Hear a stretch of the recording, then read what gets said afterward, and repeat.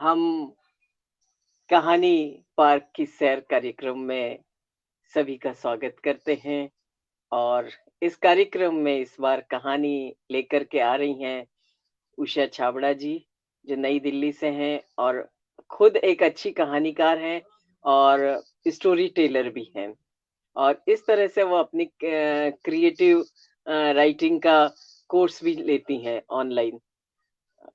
हमारी आज उषा जी के साथ वार्ता करेंगी और इस कार्यक्रम को प्रस्तुत करेंगी रेखा लोढ़ा, जो कि भीलवाड़ा से हैं और पिछले 2 श्रृंखलाओं में आप उन्हें लगातार सुन रहे हैं और बहुत अच्छे तरीके से अ, हमारा सबको मतलब लुभाता हुआ वो अपना कार्यक्रम प्रस्तुत कर रही हैं। और उम्मीद है कि इस बार भी कुछ नया ही उनके मुँह से सुनने को मिलेगा। हम इंतज़ार कर रहे हैं अपने दर्शकों के जुड़ने का भी कि दर्शक आ जाएँ सभी सुधीजन, तो हम कार्यक्रम को आगे गति दें। और मैं चाहूँगी रेखा जी, मैं चाहूँगी कि 8-10 लोग जुड़ जाएँ, उसके बाद हम कार्यक्रम को आरंभ करें। है ना? ये ठीक रहेगा ना? हमें इंतज़ार करना चाहिए ताकि कोई बात किसी की छूटे ना। और ये भी चाहूँगी कि लोग अपनी जो प्रतिक्रियाएँ हैं, वो निरंतर चैट बॉक्स में डालें। कोई उनके मन में अगर कोई सवाल है, तो वह भी चैट बॉक्स में डालें और उनको हम यहाँ प्रस्तुत करेंगे। जिनसे भी सवाल है या जिस भी बात का सवाल है, तो निसंदेह आपको जवाब देने की कोशिश करेंगे। ये भी एक हमारा इस कार्यक्रम में मकसद रहेगा कि आखिर बाल कहानी में क्या-क्या है? अ, क्या विशेषताएँ हैं? क्या गुण हैं? क्या सीमाएँ हैं? और किस तरह से वर्तमान समय में बाल कहानी में कार्य हो रहा है?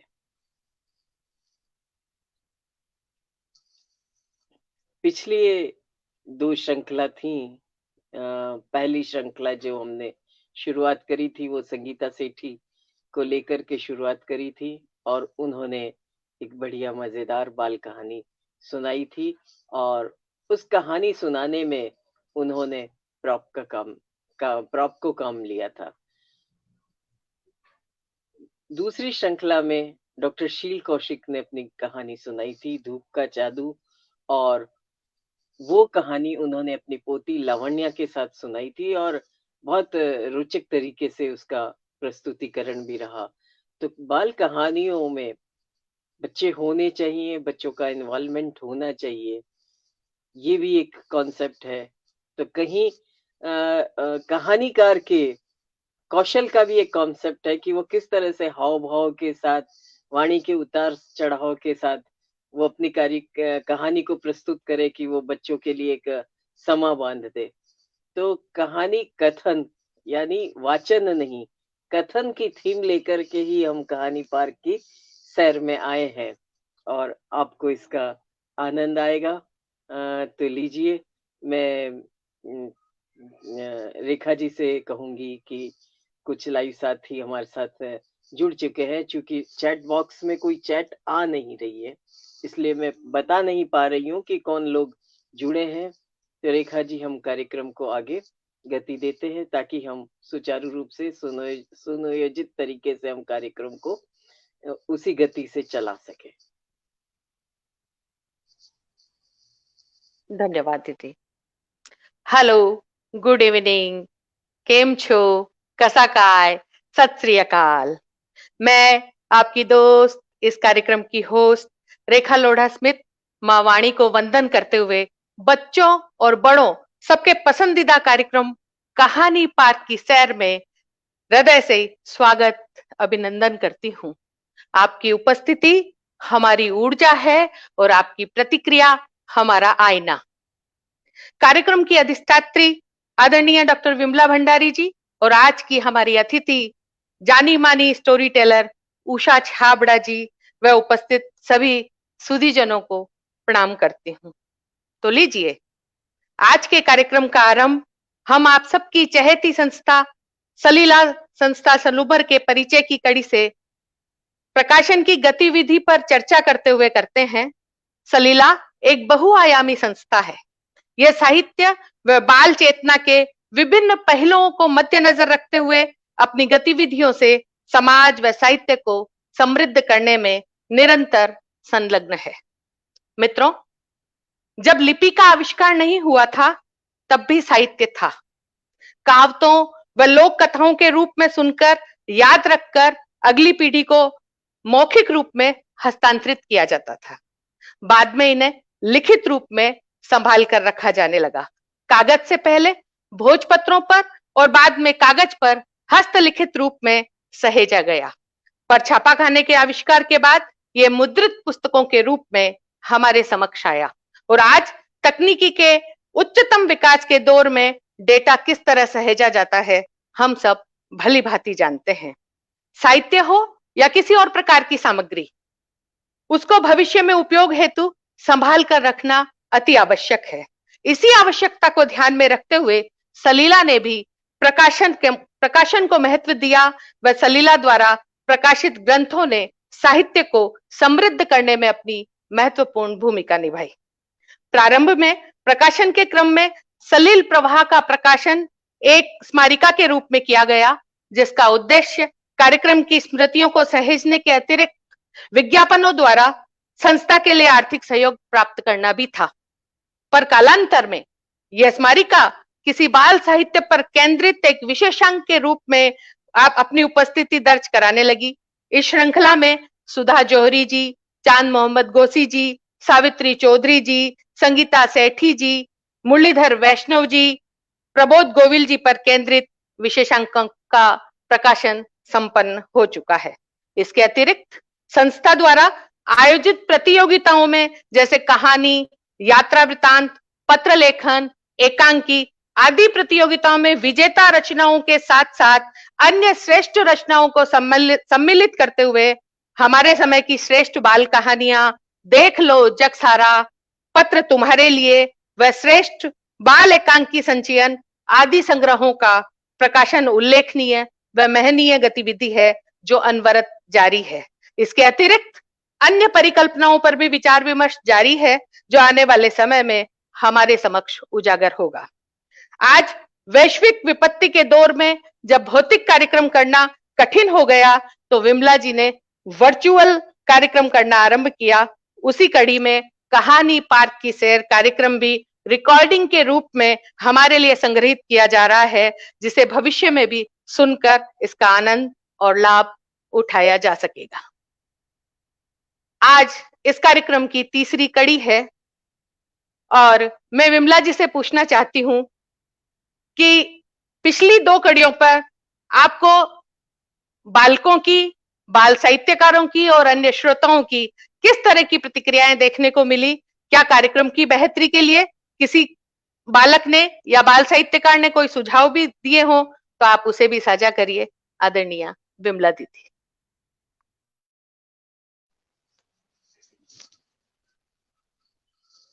सुझाव बराबर निरंतर मिलते रहे हैं कार्यक्रम के लिए और उस अकॉर्डिंग कार्यक्रम में हम परिवर्तन भी करते रहेंगे जैसे सुझाव आते हैं। और बालकों को तो ये कार्यक्रम पसंद आ ही रहा है, उनके अच्छे फीडबैक मुझे मिले हैं और अच्छी प्रतिक्रियाएं भी आई हैं। और अभी तक क्योंकि शुरुआत हुई है तो हमारे जैसे जैसे लोगों को पता चलेगा वैसे वैसे लोग आएंगे, जुड़ेंगे, बच्चों के बीच पहुंचेगा। और इस कार्यक्रम को बाद में YouTube में भी डाल दिया गया था, तो YouTube के अंदर काफी प्रतिक्रियाएं बच्चों की आई हैं। सुझाव तो अभी कोई ऐसा आया नहीं है जिसकी बात यहाँ की जाए।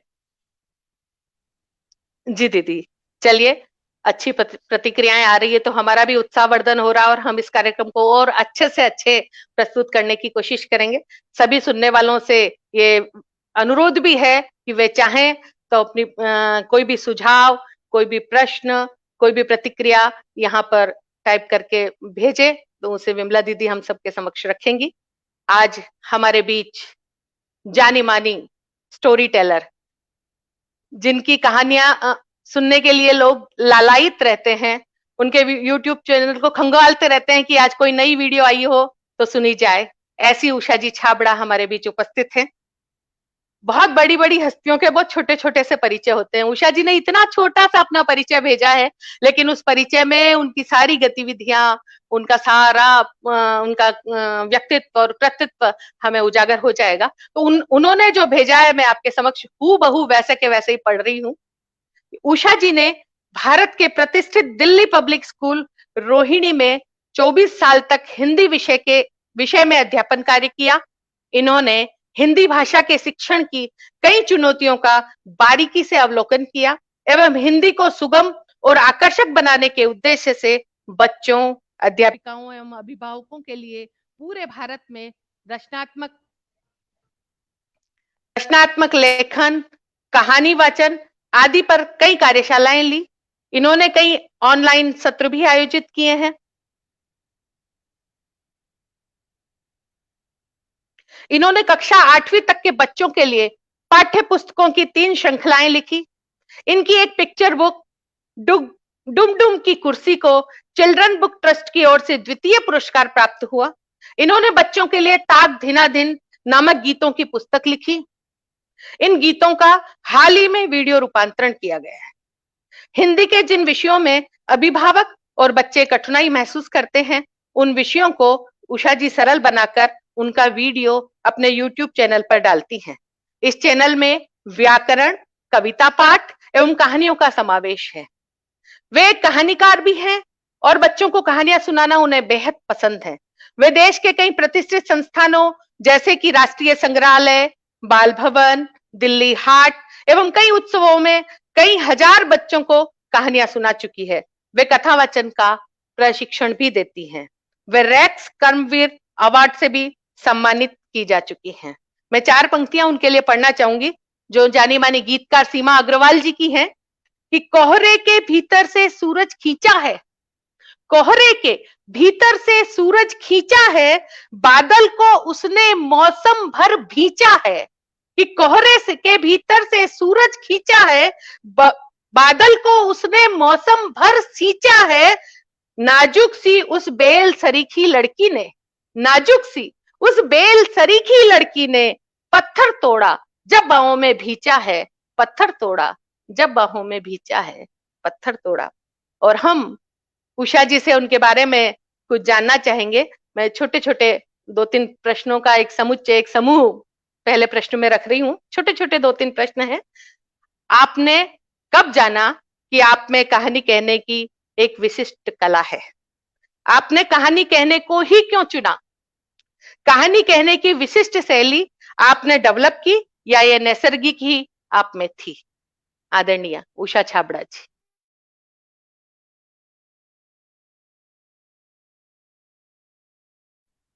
अनम्यूट करिए, आपकी आवाज नहीं आ रही, अनम्यूट करिए अपना। या नमस्कार आप सबका जो यहाँ पर हैं और खासकर विमला जी, रेखा जी, आपने मुझे ये मंच प्रदान किया। ये मेरे लिए गर्व की बात है कि मैं आज यहाँ सबके सामने इतने सब लोग जो जुड़ेंगे और जो यूट्यूब पर भी देखेंगे वो मेरे इस कला के द्वारा मैं मतलब मेरी कहानी सुन पाएंगे, मैं ये कहूंगी। और मुझे बहुत ही अच्छा लगेगा क्योंकि कहानीकार हम सब हैं, कहानियाँ हम सब के अंदर हैं। और जब तक हम कहानी बोल नहीं देते ना, हमारा अंदर जी मचलता रहता है। तो अगर हमारे पास कहानियाँ हैं, उनको बाँटना चाहिए। तो एक तो ये बात है और आपने विमला जी मुझे ये चांस दिया कि मैं आपके इस कहानी पार्क में आकर सब बच्चों को, बड़ों को कहानियाँ सुनाऊँ, तो ये मेरे लिए सौभाग्य की बात है। और कहानियाँ और पार्क ये अपने आप में एक बहुत प्यारा विषय है कि पार्क में बहुत मज़ा आता है। तो आज हम इंटरनेट के इस पार्क में बैठे हुए हैं, रात का वक़्त है और अधिकतर ये जो विंटर सॉलिस्टिस चल रहा है विदेशों में इस समय लोग आग जलाकर बैठते हैं अलाव के साथ, ऐसे बैठ के खूब इन दिनों वहाँ पर भी कहानियाँ चल रही हैं। तो हम भी रात में यहाँ बैठे हैं, 8 सवा 8 हो रहे हैं और अच्छी कहानियों का भी दौर शुरू होने वाला है। तो रेखा जी आपने बहुत ही मेरा प्यारा इंट्रोडक्शन भी दिया और प्रश्न भी बहुत सुंदर दिया आपने मुझे कि ये कहानी सुनाना कब मैंने शुरू किया। असल में मैं अ डीपीएस रोहिणी में जब मैं पढ़ाने लगी तो मुझे हिंदी विषय भी दिया गया। वैसे मैं साइंस ग्रेजुएट हूँ और साथ में हिंदी भी पढ़ाने लगी। तो जब वहाँ हिंदी पढ़ाने लगी तो मुझे लगा कि बच्चे ना मेरी बात बहुत ध्यान से सुनते हैं और साथ में क्या होता है कि हिंदी विषय तो ऐसा था क्लास 2 तक पढ़ाती थी पहले छोटी क्लासेस में, तो बिना कहानी के क्या होगा? तो कोई भी पाठ है तो हिंदी में जब पढ़ाती थी तो बच्चे ना ऐसे ध्यान से मुझे सुनते थे। और मैं थोड़ा शुरू से ही ना मुझे लगता था अगर मैं किसी बूढ़ी की बात करें तो मैं ऐसा बोलूँगी, "हाँ बेटा, बताओ तुम्हें क्या चाहिए?" है ना? तो वो उनको मज़ा और अगर किसी बंदर की हाँ, हाँ, हाँ, हाँ, हाँ, ऐसे जब करती थी तो उनको बड़ा मज़ा आता था कि मैम ना आप ना बिल्कुल उस पात्र में घुस जाती हैं। तो मुझे लगा कि बच्चों को मज़ा आने लगा है तो चलो मैं इस पर और भी काम करती हूँ। तो मैंने कहीं नाटक-वाटक सीखा नहीं। तो बच्चों के साथ जब मैं ये पाठ पढ़ाती थी और दूसरी बात ये कि स्कूल छोटा था उस समय, तो बच्चे को तैयार करना हर प्रतियोगिता के लिए, है ना? तो हिंदी में उस समय जो भी काम आता चलो उषा आप करा दो, इनकी एक्टिविटी आप ड्रामा की ले लो, जबकि ड्रामा मैंने सीखा नहीं था। लेकिन मैंने क्या किया मैं बहुत रिसर्च करना शुरू की, मैं बहुत सारे नाटक देखने लगी, जिसकी वजह से मुझे समझ आने लगा कि एक नाटक इतना सक्सेसफुल क्यों होता है। तो मैंने वो चीज़ें ग्रहण करनी शुरू की। तो ये कब कहानियाँ शुरू की जब मैंने पढ़ाना शुरू किया और ये किस तरह से ये नैसर्गिक अंदर था क्योंकि मेरे पिताजी बहुत अच्छी बातें करते हैं, मज़ेदार करते हैं। सब लोग आस-पास बैठ के उनको बहुत ध्यान से सुनते हैं। तो हो सकता है वो मेरे अंदर था, है ना? लेकिन जब स्कूल जॉइन किया, तो बच्चों के साथ जब संपर्क में आई और जब उनको हिंदी पढ़ाने लगी और नाटक के लिए तैयार कराती, अलग-अलग गतिविधियों के लिए तैयार कराती, तो मुझे लगा कि मेरी ये कला अंदर-अंदर बढ़ रही है। और फिर स्टेज पर आने लगी स्कूल के थिएटर करने लगी स्कूल में ऊपर चढ़कर 3000 बच्चों को संबोधित करना, उससे एक आत्मविश्वास भी दिया। तो एक तो ये बात हो गई, आपकी 2 प्रश्नों का जवाब हो गया और एक है कि मैंने कहानियों को क्यों चुना? क्योंकि हम सब जैसे मिलते हैं ना जैसे, तो हमारे पास बहुत सी कहानियाँ होती हैं, है ना? हम ब और क्या हाल है? कैसी हो? अरे क्या बताऊँ आज ना वो सुबह से वो आई नहीं और हम शुरू हो जाते हैं। Because we have a tendency है ना? अंदर मनुष्य है ना, मनुष्य के पास भाषा है, तो वो भाषा से अपनी बात को रखता है सामने। तो कहानियाँ एक अच्छा माध्यम है जिसमें कि बुनावट अच्छी होती है, उतार-चढ़ाव होता है, शुरुआत है, अंत है और बीच में एक क्लाइमेक्स है। तो कहानियाँ बच्चों को ऐसे लेकर चला जाता है। पहले नीचे से ऊपर उठाता है, पात्रों का संघर्ष दिखाता है और उसके बाद फिर वो जब कहानी का अंत आने लगता है, तो सब ऐसे होके बैठ जाते हैं। आपको और क्या चाहिए? जब कहानी सुनाते हैं और बच्चे अगर आपकी बात ध्यान से सुन रहे हैं ऐसे, तो और क्या चाहिए एक टीचर को? और जब मैंने ये देखा कि इसके मतलब इसकी तो मैजिक जादू है, फिर मैंने इसको पकड़ लिया और धीरे-धीरे अब मैं प्रोफेशनल स्टोरी टेलर बन गई। 7-8 साल से मैं पिछले 7-8 साल से प्रोफेशनल स्टोरी टेलर हूँ, जहाँ पर यानी कहानी सुनाने के पैसे दिए जाते हैं। इसको कहते हैं प्रोफेशनल स्टोरी टेलर जिसमें मैं पूरी तरह से उस कहानी में डूबती हूँ, पूरी तरह से पूरा सेशन ही सिर्फ़ कहानी का होता है और बहुत सारी चीज़ें होती हैं एक कहानी में जो हम थोड़ा-सा आज रूप देखेंगे अपनी कहानियों के माध्यम से दिखाऊँगी थोड़ा-सा। Thank you. धन्यवाद उषा जी। बहुत अच्छे ढंग से आपने अपनी बात रखी और वाकई आपके अंदर ये नैसर्गिक कला थी जो बच्चों के संपर्क में आने से निखरी। बच्चे वाकई वो कसौटी हैं जो हमें निखारते हैं और आपने बच्चों बाल मनोविज्ञान को भी बहुत अच्छे से समझा और इसीलिए आप आज इतनी इस मुकाम पर हैं और इतने अच्छा आपका कहानी कहने का तरीका जो लोगों द्वारा पसंद किया जाता है। एक प्रश्न है कि सिर्फ मनोरंजक कहानियां ही बच्चों के लिए उपयोगी है या कोई जानकारी और संदेश भी उनमें अनिवार्य है? आप क्या सोचती हैं? देखिए बच्चों के साथ जब हम बात करते हैं, मनोरंजन को हम ध्यान में ज़रूर रखते हैं। है ना? क्योंकि बच्चा अगर उसके साथ नहीं जुड़ता मनोरंजन पहला एक एम है, लेकिन उसके पीछे और बहुत सी बातें होती हैं, बच्चों का मनोविज्ञान होता है। अब देखिए हम बच्चों के साथ डेथ की बात भी कर सकते हैं, मृत्यु की बात भी कर सकते हैं। तो उसमें मनोरंजन नहीं है, लेकिन एक अलग ढंग से उसकी बनावट होनी चाहिए कि वो बहुत ही संगीन बात भी हल्के-फुल्के ढंग से रख दे। तो मैंने अभी पीछे एक इटालियन एक कहानी की थी, इटली के एक राइटर है, उनकी एक कहानी मैंने पढ़ी और मैंने देखा कि बहुत ही अ, इतनी सुंदर बनावट के साथ उन्होंने प्रस्तुत कर दिया कि वो कहानी सिर्फ बच्चों की नहीं बल्कि बच्चों के लिए लिखी गई पिक्चर बुक थी। लेकिन जब मैंने एडल्ट्स के साथ एक बड़े प्लेटफॉर्म पे शेयर किया तो सभी के मतलब दिल पूरा उस समय कहते हैं द्रवित हो चुका था। तो यानी कहानियां एक तो बच्चों और उसमें सीमित नहीं है। जो मैं आपको बता रही हूँ एक पिक्चर बुक की कहानी किस तरह से ये एज लेवल को पार करके किसी तक भी पहुंच सकती है। और उन्होंने जो पिक्चर बुक लिखी अपने घर में उनकी अपनी माता जी की जब मृत्यु हुई तो उनके बच्चों की क्या प्रतिक्रिया थी दादी को लेकर, उसके हिसाब से उन्होंने वो बुनी थी। और इतनी शानदार कहानी मुझे वो लगी, जबकि मृत्यु की कहानी हम अधिकतर बच्चों के साथ शेयर करने में दिक्कत महसूस करते हैं। तो मेरा यही जवाब है कि मनोरंजन ज़रूर है सब, लेकिन डिपेंड करता है आपका विषय क्या है और उसके पीछे ज़रूर बुनावट फिर उस तरह की हो जाती है कि हम बच्चों को सुना रहे हैं, तो बहुत गंभीर रूप से ना सुना के बड़े ही हल्के-फुल्के ढंग से हम एक अ, अलग तरह का मैसेज पीछे से हम डालें, जो कि हम बोले ना तो आपको क्या शिक्षा मिली? एज़ अ स्टोरी टेलर हम लोग यही कहते हैं, हम बच्चों को कहानियाँ सुना देते हैं, बट वी डोंट आस्क क्या शिक्षा मिली बच्चों? तो बच्चों को पता अगली बार उषा मैम सुनाने वाली है ना, तो वो हमसे पूछेंगे ज़रूर क्या शिक्षा मिली है, भागो यहाँ से। सो आई नेवर से कि आपने क्या शिक्षा ली, शिक्षा ग्रहण तो उनका खुद का काम है। हमारा काम है उसको मुलम्मा चढ़ाकर एक सुंदर चीज़ प्रस्तुत कर देना। शिक्षा क्या है? ये सबसे गलत चीज़ होती है जब हम बोलते हैं बच्चों के सामने, क्या शिक्षा मिली बच्चों? तो बच्चे समझ गए भैया हमें पढ़ाया जा रहा था, भैया अगली क्लास में नहीं आएँगे यहाँ पर, मज़े नहीं लेंगे। तो हमारे सभी की ये कोशिश होनी चाहिए, हम अपना काम कर दें। हमारी कहानी एक मुलम्मा होती है, जो सच्चाई के साथ हम उसको ऐसे लेकर जाते हैं और हम ये ऐसे कहानी के द्वारा बता देते हैं।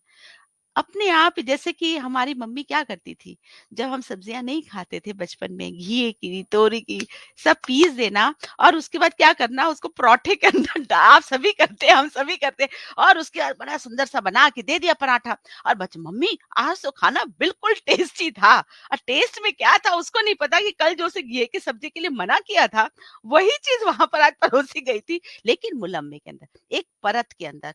तो हमारा जो कहानीकार हैं, जो हम सब लोग जो लिख रहे हैं, जो बोलते हैं, कहानी सुनाते हैं, एक ही काम होना चाहिए, मुलम्मा सुंदर होना चाहिए, बुनावट सुंदर होनी चाहिए। अंदर मसाला तो सभी के पास वही है, लेकिन कहने का ढंग कैसा हो कि बच्चा रम जाए, उसको पता नहीं चले कि मुझे घिया और तोरी भी खिला दी बीच में। ये मेरा कहने का बहुत सुंदर, बहुत बढ़िया बात की। हमारा काम चीजों को बच्चों के सामने रखना है, अच्छे मुलम्बे में, अच्छे उसमें, और सीखना बच्चों का काम है, वो अपने आप सीखेंगे। और घिया तोरई के पराठे आजकल तो मैगी में भी डाल के खिला देती है मम्मियाँ, बैंगन तक खा लेते हैं बच्चे, पता नहीं चलता है।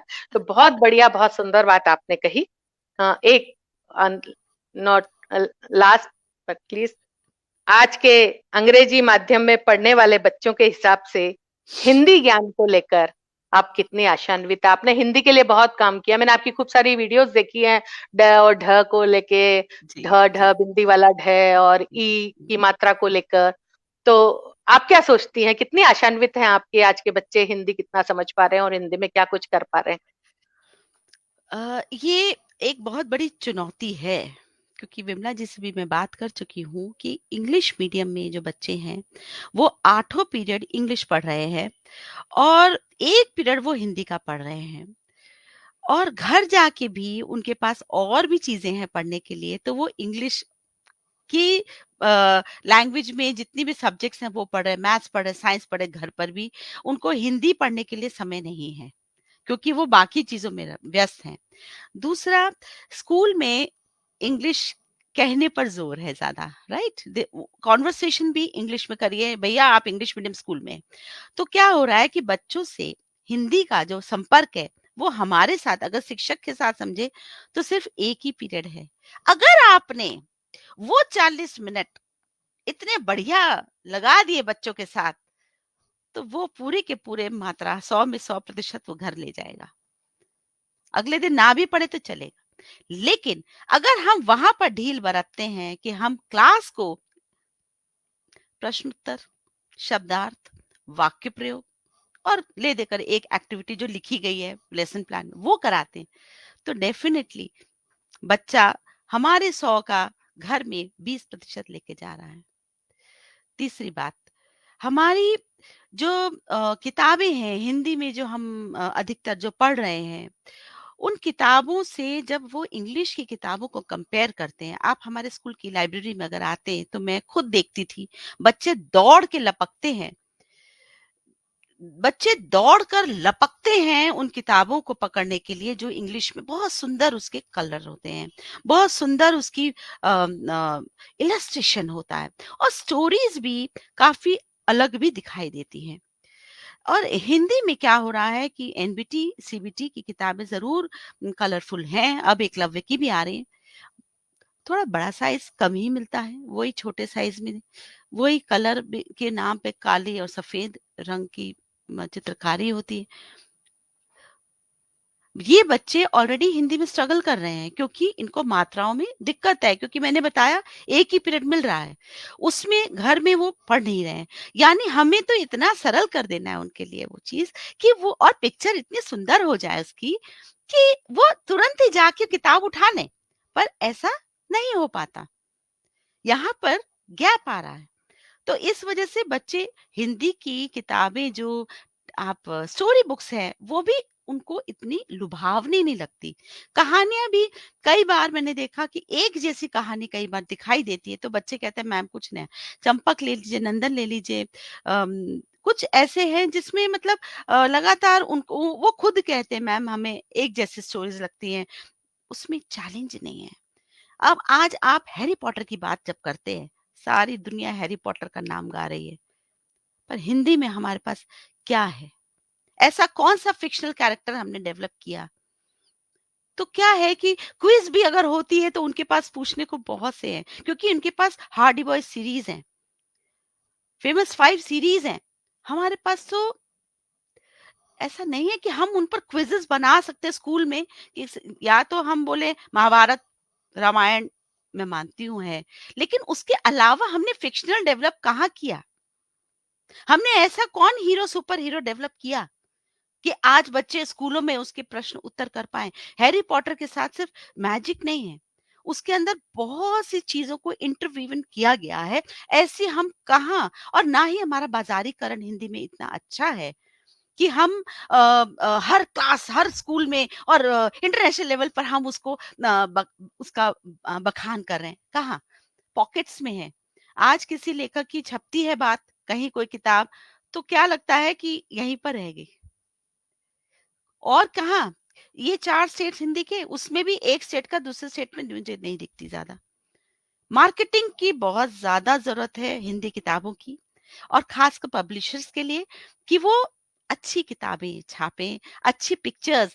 आप अगर कथा की बुक्स देखते हैं, कथा की बुक्स, तुलिका की बुक्स इतनी कलरफुल हैं, और उनके जो ड्राइंग करने वाले जो इलस्ट्रेटर है, they are not just drawing and colouring. अरे एक से एक सुंदर कथा की किताबें अगर आप देखेंगे, जानदार हैं, महंगी हैं।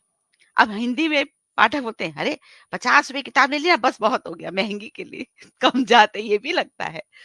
और इंग्लिश के लिए बच्चे, मैंने खुद देखा है बुक फेयर में जा जाके 400 रुपए की किताबें भी इंग्लिश के लोग खरीद रहे हैं। क्यों? उनको इंग्लिश में भी पढ़ाना है बच्चों को, नौकरियों का भी साथ, बहुत कुछ चीजें हैं इसमें।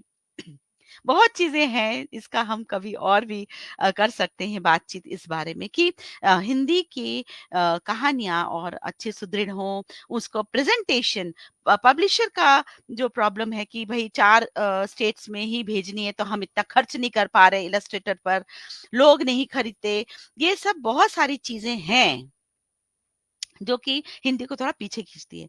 तो मैं तो ये मानूंगी कि हमारे जो पेरेंट्स हैं घर में वो, और जो शिक्षक है स्कूल में वो, अगर वो तालमेल में आ जाएं कि हाँ हम हिंदी की बुक्स भी खरीदेंगे, बच्चों के साथ बैठ के पढ़ाएंगे, पब्लिशर आ जाए साथ में कि हम इलस्ट्रेशन अच्छा करें, तो क्या चीज नामुमकिन है दुनिया में।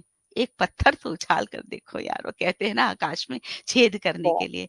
तो नामुमकिन कुछ नहीं है, लेकिन प्रयास बहुत ज्यादा जरूरी है, सबका एक साथ आना जरूरी है, मार्केटिंग जरूरी है, जो कि मैंने अभी तक समझा कि कहाँ जी इम्बैलेंस हो रहा है। जी जी, बहुत बहुत सुंदर ढंग से आपने इसकी व्याख्या की।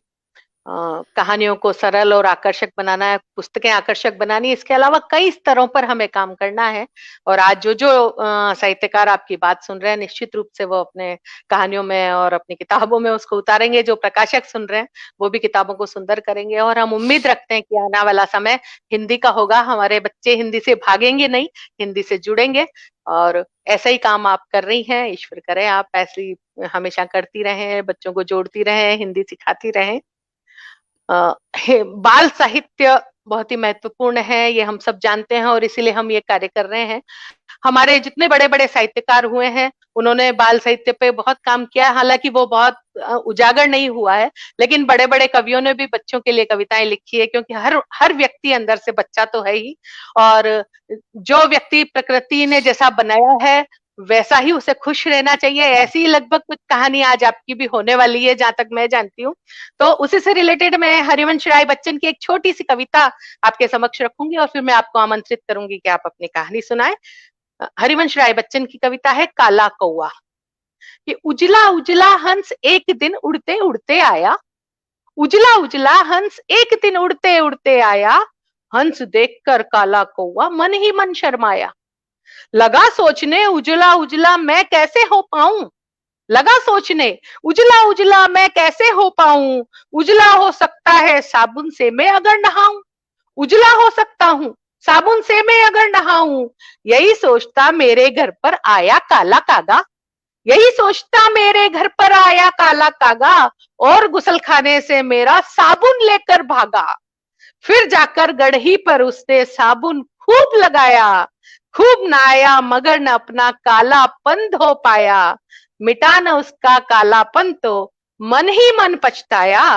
पास हंस के कभी न फिर वह काला कौआ आया, पास हंस के कभी न फिर वह काला कौआ आया। तो उस काले कौवे को अगर उषा जी छाबड़ा मिल गई होती तो उससे अपने काले रंग पर शर्मिंदा नहीं होना पड़ता, वो उसका भी कुछ न कुछ एक उपयोग अपना निकाल लेता, एक फायदा निकाल लेता।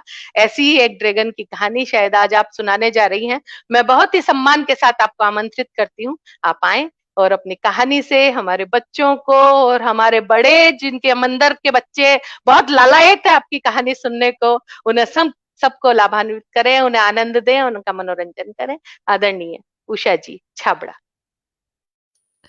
बहुत बहुत धन्यवाद रेखा जी। तो विमला जी, पहले मैं कौन सी कहानी सुनाऊं? ड्रैगन की इन्होंने बोली, ड्रैगन की सुनाओ या पहले अपनी लिखी कहानी सुनाऊं?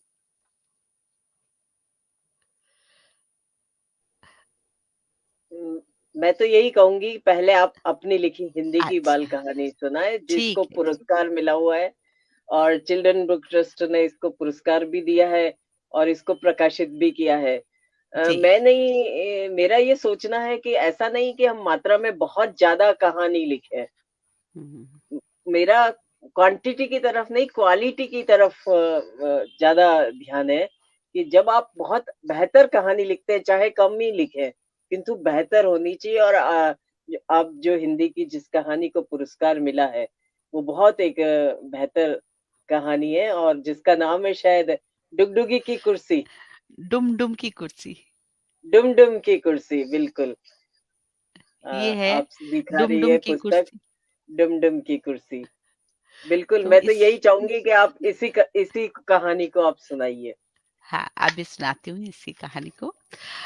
और तो आपकी बातें बहुत अच्छी थी, बहुत अच्छी थी। आपके सुझाव और बाल साहित्य को लेकर के आपका चिंतना बहुत मेरे गले उतर रहा था। मैं तो खो सी गई थी उसमें। चलिए, आपकी कहानी का स्वागत है। जी। डुमडुम हाथी बड़ा ही मनमौजी था।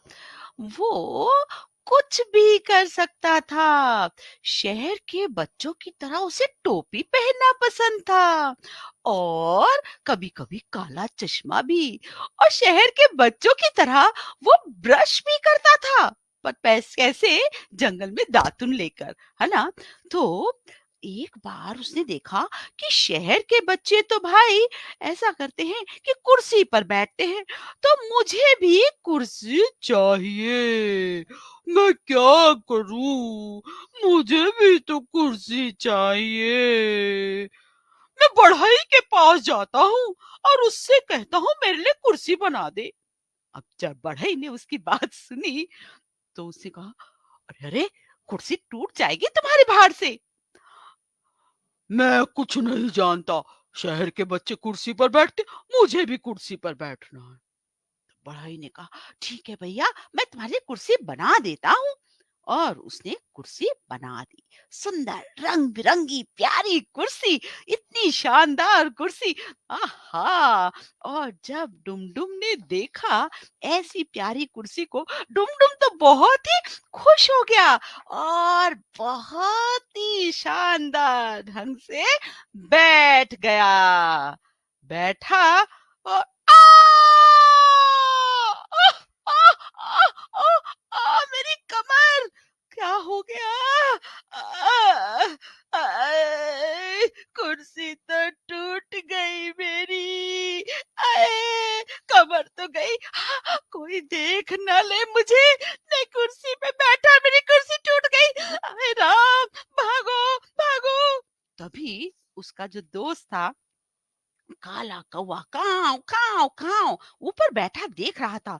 वो जल्दी से उसके अन्य दोस्तों के पास गया और उसने कहा, सुनो सुनो सुनो, डुमडुम ने कुर्सी बनवाई थी और वो टूट गई। तभी जूजू जिराफ बोला, ओहो, डुमडुम तो बहुत परेशान होगा ना, कुछ करना चाहिए। तभी ननकू खरगोश आया और उसने बोला, हाँ, क्यों ना एक काम करे, हम बढ़ई को खोज लेते हैं और बढ़ई जो है उसकी कुर्सी ठीक कर देगा। अब ननकू खरगोश बढ़ई को खोजने गांव में गया। इधर देखा उधर देखा, पर उसे कहीं भी नहीं दिखाई दिया बढ़ई। तो उसने पूछा, भाई बढ़ई कहाँ है? तो सबने कहा, बढ़ई मिलेगा कैसे जी, उसके घर है शादी जी। है, बढ़ई के घर शादी है, तो फिर वो कैसे आएगा डुमडुम की कुर्सी ठीक करने? तो बोला, मैं जाता हूँ वहां पर जहां पर शादी हो रही है। अब ये डुमडुम रास्ते भर जाता रहा और सोचता रहा, अरे वाह, वहां तो शादी हो रही है, बहुत कुछ खाने को मिलेगा। और वो सोचता हुआ जा रहा था, क्या क्या मिलेगा? गुलाब जामुन मिलेगा, लड्डू मिलेगा, जलेबी मिलेगी, क्योंकि मुझे मिठाइयों का भी बहुत शौक है। और सोचता करता और वो आगे बढ़ा, पर जब बढ़ई के घर पहुंचा, ये क्या, ये क्या हुआ? हैं? सब कुछ चारों ओर शांति है, शादी का घर हो तो वहां तो ढोल की आवाज आनी चाहिए, पर ढोल की आवाज नहीं आ रही, बल्कि क्या आ रहा है? चुप्पी। तो उसने जाके बोला, क्या बात है बढ़ई जी, शादी कहाँ है, शादी क्यों नहीं हो रही? तो उसने कहा, शादी कैसे होगी जी, मीठा नहीं बना है जी। हैं? मीठा नहीं बना? ये क्या हो गया? अच्छा, चलो मैं रसोइये से पूछता हूँ।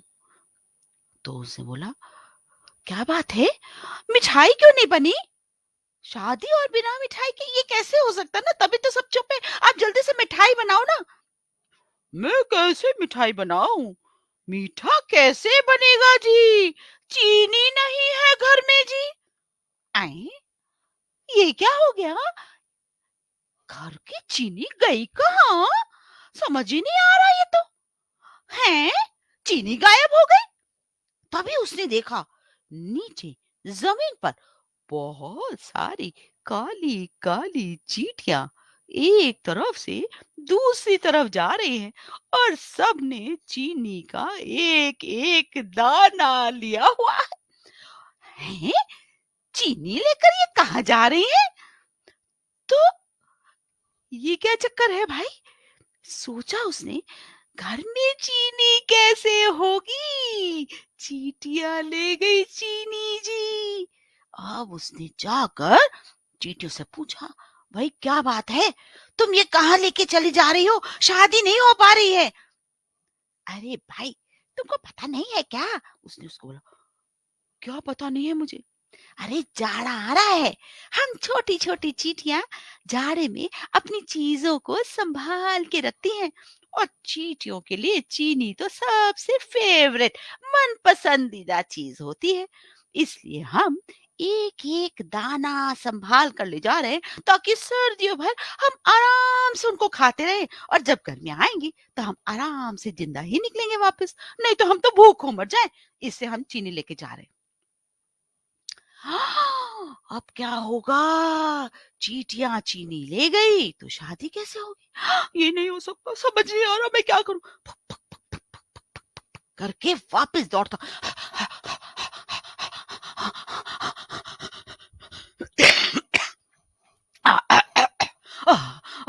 हाफनी छूट गई उसको। सब दोस्त खड़े थे उसके। जो जिराफ इंतजार कर रहा था, ये भी इंतजार कर रहा था। क्या हुआ? जल्दी बताओ तो, क्या हुआ? अरे बताता हूँ, हाँ, बताता हूँ। हाँ, हाँ, बड़ी गंभीर समस्या है। चींटियां ले गई चीनी जी। चीनी नहीं तो मीठा नहीं, मीठा नहीं तो शादी नहीं, शादी नहीं तो बढ़ई नहीं, बढ़ई नहीं तो कुर्सी नहीं। तुम किस पर बैठे जी? मैं कैसे लाता मैं बढ़ई को? उसके घर शादी नहीं हो पा रही है क्योंकि मीठा नहीं। अब सारे दोस्त चक्कर में पड़ गए कि भाई डुमडुम को खुश करना तो जरूरी है। अब सारे दोस्त मिलकर डुमडुम को ये बोलने गए कि भैया ये नहीं हो पाया। और जब ये दोनों जा रहे थे, और भी दोस्त थे, सब मिलकर जब जा रहे थे, डुमडुम ने दूर से देखा कि ये आ रहे। कहीं इनको पता तो नहीं चल गया कि मैं कुर्सी से गिरा हूँ? चलो मैं कहीं पेड़ के पीछे छुप जाता हूँ। वो छुप गया। तभी सभी दोस्तों ने कहा, डुमडुम डुमडुम छुपो मत, हमें सब पता है, बाहर निकल आओ। अब डुमडुम मुंह नीचे किए बैठा था। अरे तुम क्यों उदास हो? हमें पता है, तुम चिंता मत करो। हमें पता है तुम्हारी कुर्सी टूट गई। हाँ हाँ, मैं तो वहां भी गया था गांव में, पर उसके यहाँ ना शादी है, मैं बढ़ई को लेकर आ नहीं पाया। क्या? तुम पढ़ाई को लेने इतनी दूर गए मेरे लिए?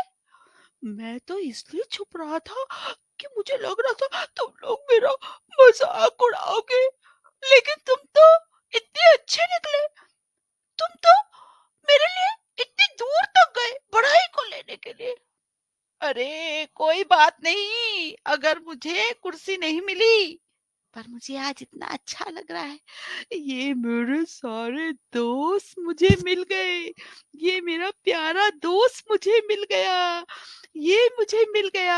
मुझे तो पता लग गया कि तुम लोग कितने सच्चे मित्र हो, जो मेरे बारे में तुमने इतना सोचा। और वो इतना खुश हो गया। उसने कहा, मुझे कुर्सी वुर्सी नहीं, मुझे अपने दोस्त मिल गए, यही मुझे सबसे बड़ा उपहार मिल गया। और ननकू ननकू को तो उसने अपनी पीठ पर बैठा के पूरे जंगल की सैर कराई, क्योंकि ननकू थोड़ा स्पेशल था। और इस तरह से डुमडुम को पूरे उसके मित्रों का साथ मिल गया। धन्यवाद।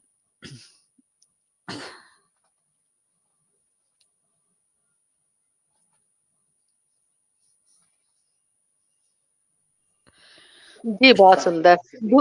बताओ। दूसरी आपको काव्या काव्या हम्म, आपको कहानी कैसी लगी बताओ? मस्त मस्त लगी कहानी। और जब कौन कौन बच्चे था ये कहानी कहानी में? सुनते, हाँ जी, जिराफ था, हाँ? खरगोश था, गुड, कौवा था और हाथी था। और आंटी ने शाबाश, कैसी सुनाई? मस्त। मजा मस्त। आया? हाँ, आप पूछ सकती हैं उषा जी से कोई प्रश्न, या रेखा जी आप पूछ हाँ सकती हैं। बेटा बोलो, अच्छी लगी? सबसे अच्छा क्या लगा आपको? कहानी। कहानी अच्छी लगी, वाह। बहुत अच्छी बात है बेटा, थैंक यू सो मच। जी रेखा जी। जी, दूसरी कहानी सुन ले हाथों हाथी। जी ठीक है, हाँ, बिल्कुल। ठीक है सुनाई जी। जी। अब दूसरी कहानी जो है वो भी एक अलग तरह की कहानी है, जो कि अंग्रेजी की कहानी थी और मैंने बहुत साल पहले पढ़ी अपने स्कूल की लाइब्रेरी में। पर मैंने कहा जैसे कि कुछ कहानियां ना तुरंत मुझे पकड़ लेती हैं, तुरंत पकड़ लेती है मुझे। इस कहानी ने मेरा साथ ना छोड़ा।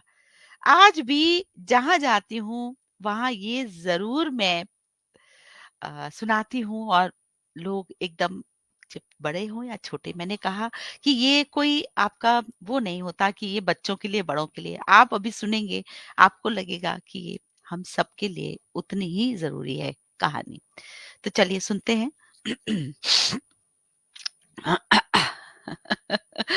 मुरलीधर जी भी बहुत कमेंट लिख रहे हैं। आप सबका आभार जिन्होंने कहानी सुनी और आपको अच्छा लगा। तो बहुत बहुत अच्छा लग रहा है मुझे कि मैं यहाँ पर ये कंट्रीब्यूशन दे पा रही हूँ और आपको पसंद आ रही है कहानियाँ। तो चलिए हम अब नई कहानी एक लेकर चलते हैं, और इस कहानी का शीर्षक है the dragon who does not spit fire. ये एक मेरा, कौन है ये ये फू फू फू फू, सब इसको फू फू कहते हैं, जानते क्यों? जानते? सारा दिन ये फू फू करता रहता है। मैं फूफू हूँ, मैं एक ड्रैगन हूँ। आप जानते हैं ड्रैगन क्या कर सकता है? आपको पता है? ड्रैगन आग उगल सकता है, पर मैं हर समय रोता रहता।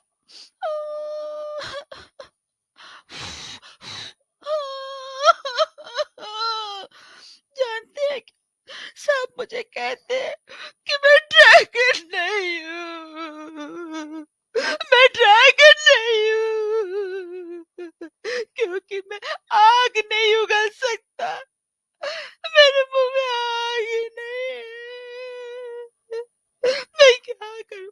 क्या रेखा जी, क्या विमला जी, आप मेरी मदद कर सकते हैं? काव्या, आप मेरी मदद कर सकती हो? मेरे मुंह में आग डालने में मदद कर सकती हो क्या? कर सकते हो। सब मना कर देते, किसी के हाथ नहीं है। मैं क्या करूं? मेरे को कौन बताए? मुझे पता लगा है, जंगल में एक जादूगरनी रहती है। मैं जा रहा हूँ जंगल, किसी को भी ना बताए। जंगल में पता लगा है ना, वो मेरे मुंह में आग डाल देगी, तब मेरे सारे दोस्त मुझे ड्रैगन मान लेंगे। मैं जा रहा हूँ, जा रहा हूँ, जा रहा हूँ। वो रात के अंधेरे में जाता है, काला जंगल, बड़े बड़े वृक्ष, झिंगुरे की आवाज। उसको डर लग रहा है। मैं आ तो गया, पर कहाँ मिलेगा उसका घर, पता नहीं। तभी वहां पर पेड़ पर एक उल्लू बैठा होता है और वो उसे देख लेता। क्या क्या बात है, यहाँ क्या कर रहे हो फूफू? मुझे ना आग चाहिए थी ना, तो मैं ना जादूगरनी को ढूंढ रहा। जादूगरनी? जादूगरनी तो वहां मिलेगी, उसका घर वहां पर है। अच्छा, मैं जाता हूँ। मैं भी जाता हूँ, थैंक यू थैंक यू। जादूगरनी का घर मिल गया मुझे। आज तो मुझे आग मिल जाएगी।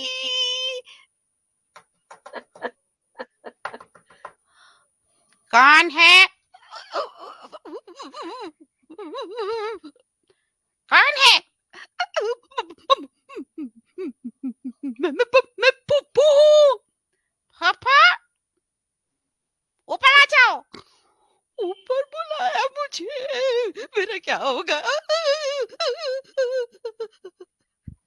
क्यों आए हो? एक ड्रैगन हूँ पर कोई मानता ही नहीं है। सब कहते मैं ड्रैगन नहीं हूँ क्योंकि मेरे मुंह में आग नहीं है।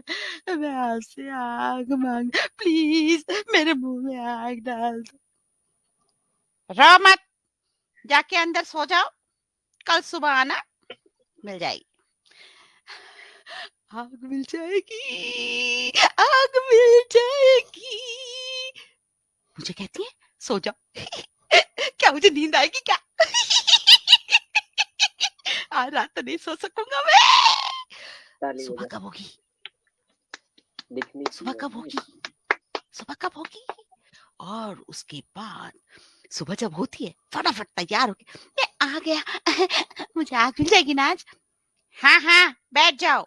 अब उसने उसको बैठा दिया। अब इतना बड़ा लिया बर्तन और ऊपर से उसमें सामान डाला, किताब पढ़ी।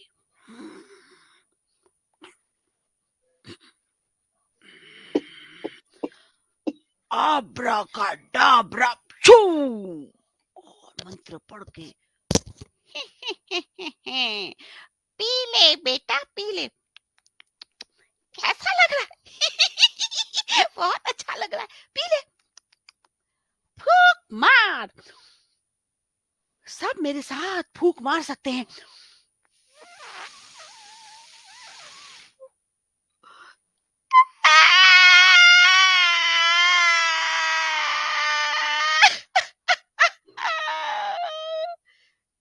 क्या रो रहे हो?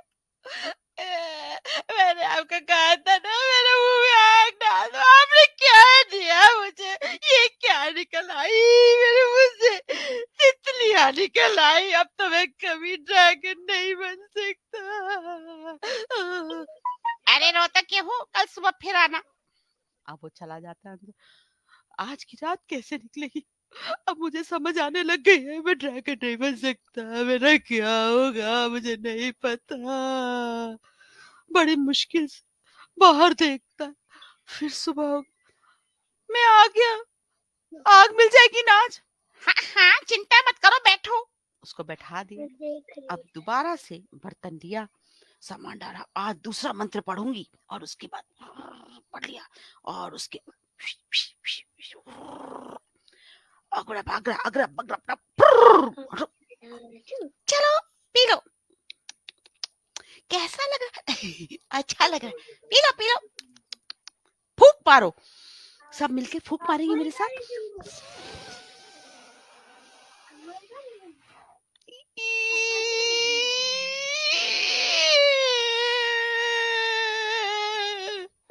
अब मैं क्या करूं? मेरा तो नहीं हो सकता, अब तो बिल्कुल नहीं हो सकता। क्या हो गया, तुम क्यों रो रहे हो? आपसे मैंने कहा था इसमें मेरे मुंह में आग डाल दो और आपने डाल दी। देखो क्या निकल आई, मछलियां।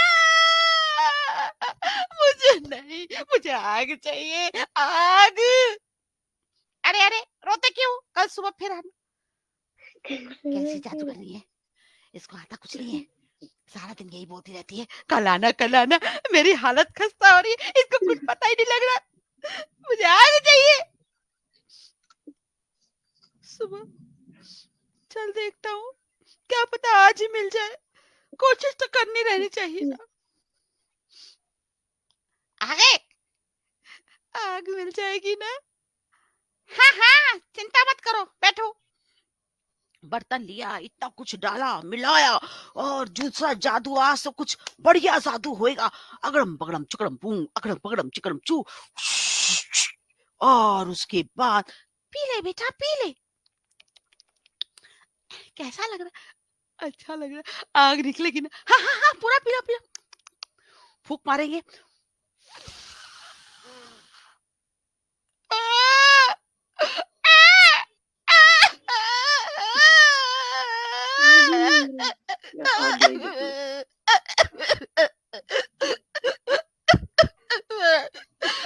आग नहीं दिखी। अरे क्यों रोते हो? अरे क्या बताऊं, ये तो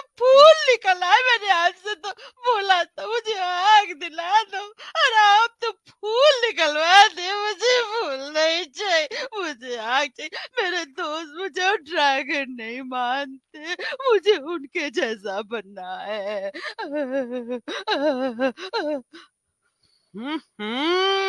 तुम क्यों चिंता करते हो? सारी दुनिया तो आग उगलती है, तुम फूल उगल रहे हो। जाओ, अपने फूलों को उठाओ, सबको बांटो, फूलों की दुकान सजाओ। जाओ, हर आदमी अलग है।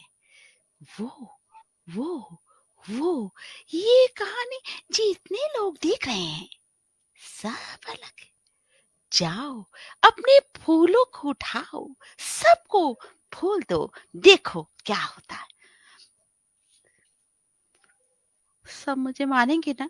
हाँ हाँ, तुम देखो तो सही, आज से तुम फूफू फूलों वाली ड्रैगन कहलाओगे। हाँ, फूलों वाला ड्रैगन? हाँ हाँ, जाओ तो सही। उससे सारे फूल इकट्ठे किए और जाकर सबको बांटे, और देखते ही देखते उसकी फूलों की दुकान भी चल पड़ी, और आज सब उसे फूफू ड्रैगन, फूलों वाला ड्रैगन के नाम से जानते हैं। धन्यवाद।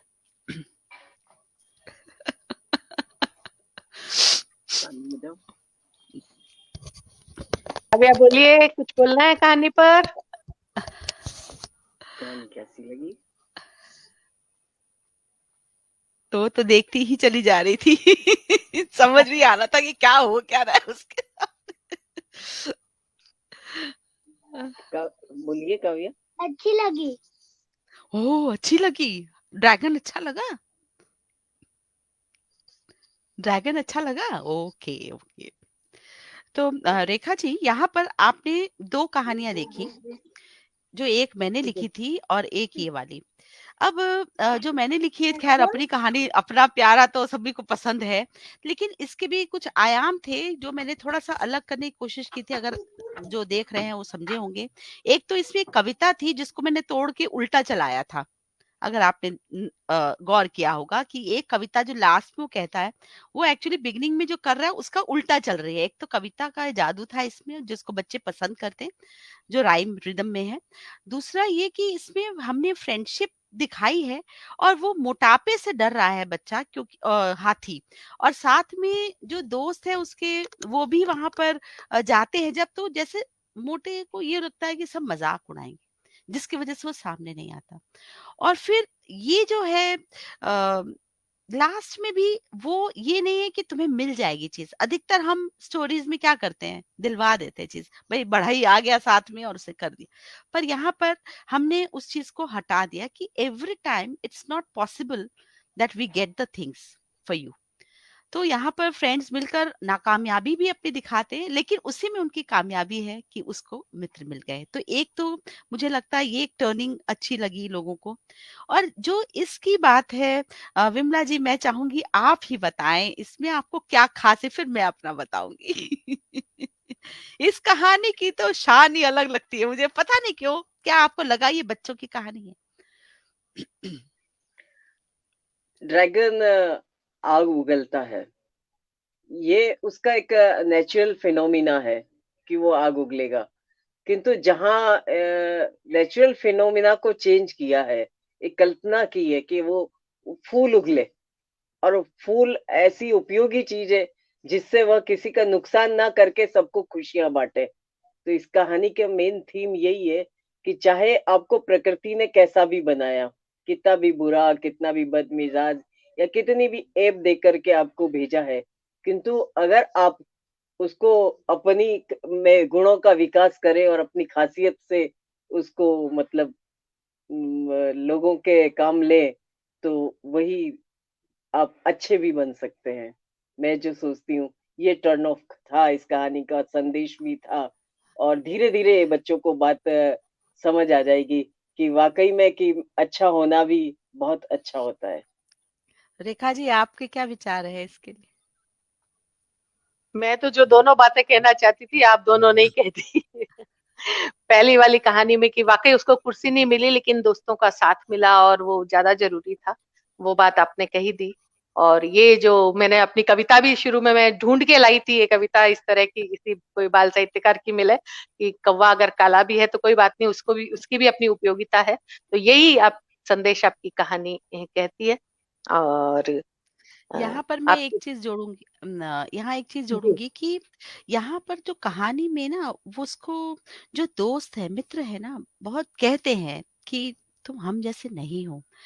तो ये कहानी यहीं पर सरपास होती है बच्चों और बड़ों के बीच में, क्योंकि हम बड़े हों या बच्चे हों हर समय हम समूह में रहना पसंद करते हैं। और अगर किसी के पास कुछ अलग है, अगर उसमें कोई चीज नहीं है तो वो बेचारा कट के रह जाता है कि मैं क्या करूं, मैं किस समूह का हिस्सा बनूं, क्योंकि हम सब समूह में रहना चाहते हैं।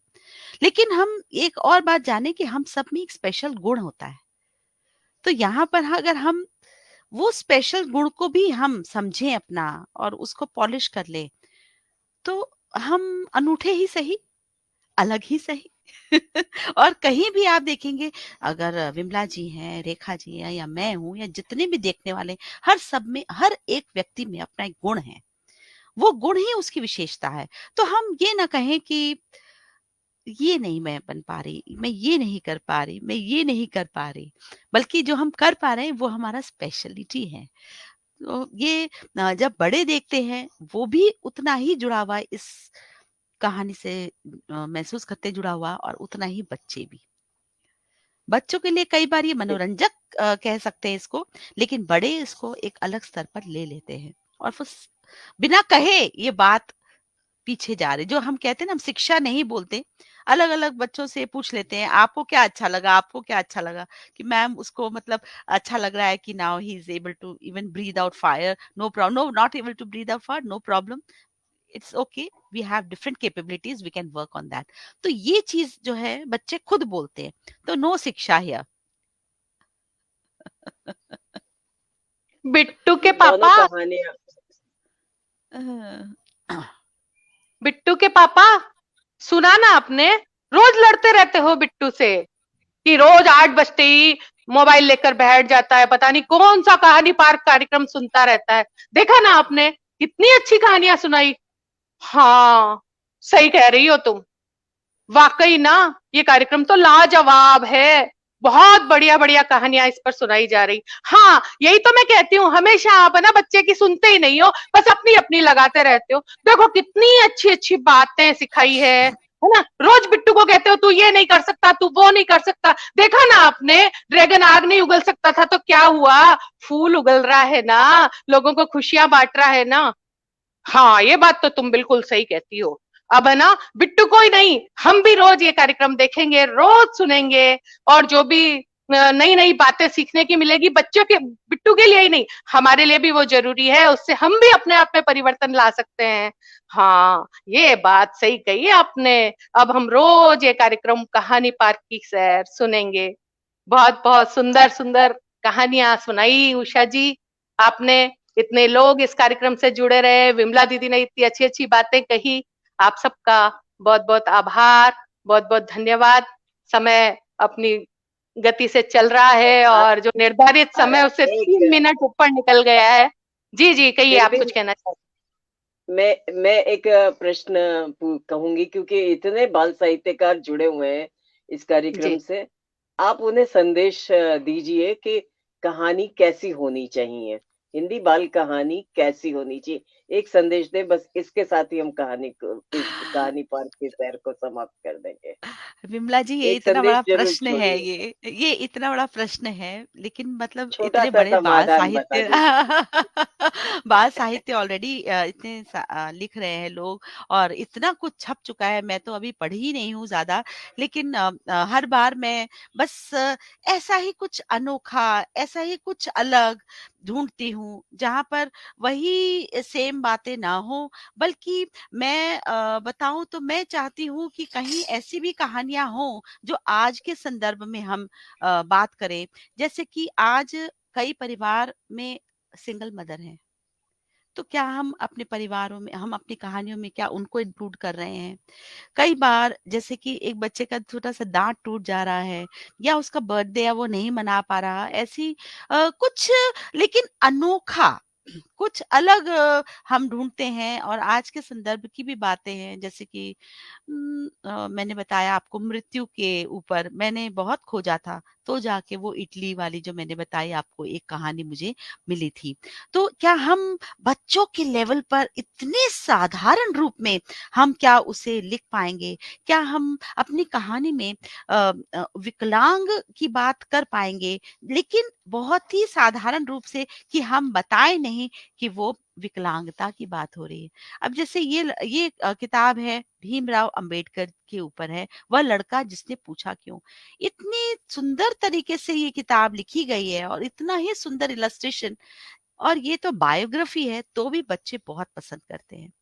अब ये जो कहानी है ये बाहर की है कोई किताब, और उसकी मैं बहुत किताबें ऐसी पढ़ती हूँ, और ये बताऊं कि इसमें ये बच्चा बार-बार पूछता है, मेरे पिताजी कब आएँगे?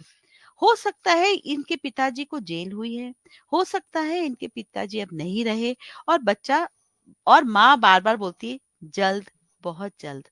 तो ये बहुत से प्रश्न बच्चों के सामने रखता है कि क्या कारण होगा जो फादर ने। तो हम अलग-अलग लेवल के परिवारों की से बच्चों से जो आ रहे हैं, हर एक की अपनी समस्याएँ हो सकती है। हम हमेशा ये ना सोचें कि एक परिवार होगा तो माँ-बाप, 2 बच्चे होंगे, 1 बच्चा होगा ऐसा। कई बार ऐसा भी होता है एक बच्चा सिर्फ़ अपने दादा-दादी के साथ रह रहा है। अभी तो कुछ केसेज़ ऐसे हुए हैं। अच्छा, इसी तरह जैसे ये है गप्पू नाच नहीं सकती, ये लड़की ऐसी है जो जिसको इंस्ट्रक्शन समझ नहीं आते हैं, और बाद में टीचर जो है वो उस बच्ची के हिसाब से ही इंस्ट्रक्शन बना देती है। इंक्लूजन की बात हो रही है इसमें। क्या हम ऐसी कहानियां लिख पाएंगे? यहाँ पर एक लड़के की बात है, ये लड़का डरता है, क्लास में बात नहीं करता, पर नाटक में हिस्सा लेना चाहता है, हिम्मत नहीं है।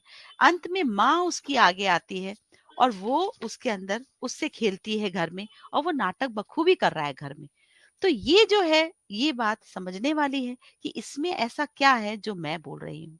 इसी तरह ये है एकलव्य की बंबू।